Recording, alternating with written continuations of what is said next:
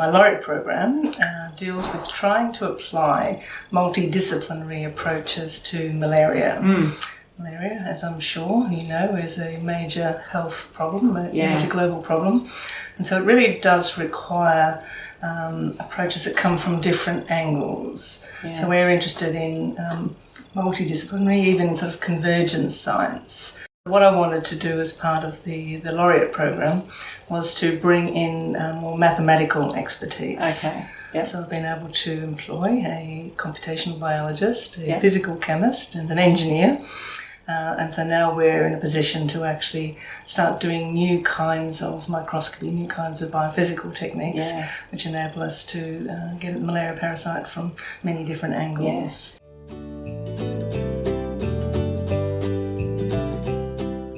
Well, within the lab, we just have a lot of meetings to try and make sure that everybody's understanding. But we did have a very interesting method which we used when I was director of the Centre of Excellence. We had something which is called talking backwards. So we would ask the students and the postdocs from one discipline, physics in that case, to work with students and postdocs from a biology discipline, and the physicists would come up with a question they wanted the answer to, for example, how do cells replicate? And then they would work with the students from the other discipline to actually learn what the explanation was. And then they would have to present, the physicists would have to present that to the general audience, so they'd actually give a biological explanation, having worked it through with some real biologists.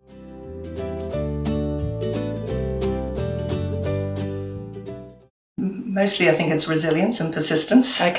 But clearly one also needs to be very inquisitive, and I think somehow there's a kind of that intuitive, kind of almost animal instinct to know what a good research question is. You have to identify a research question, but then you have to be able to articulate your vision and convince other people to get involved in your vision, get involved in your research, and also fund your research and your vision.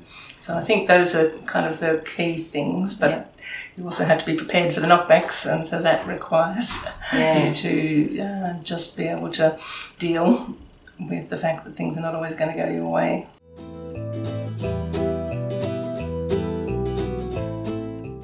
So I've actually just come back from Sydney, where I was awarded something which is called the Bob Robertson Award. Congratulations. For the Australian Society of Biophysics.